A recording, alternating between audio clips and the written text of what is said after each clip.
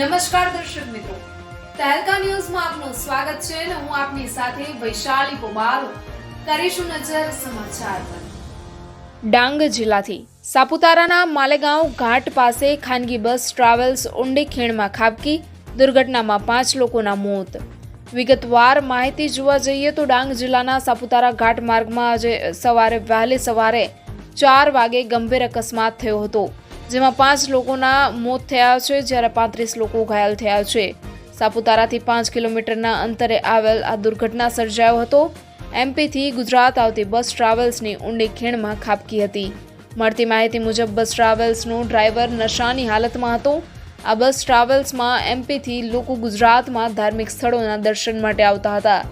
આ બનાવ Malegaon forest guest હાઉસની સામેના ઘાટમાં એમપી તરફથી આવતી ખાનગી બસ 35 ફૂટ ઊંડી ખીણમાં ખાબકી હતી. આ બસમાં એમપીથી કુલ 48 પ્રવાસીઓ આવતા હતા.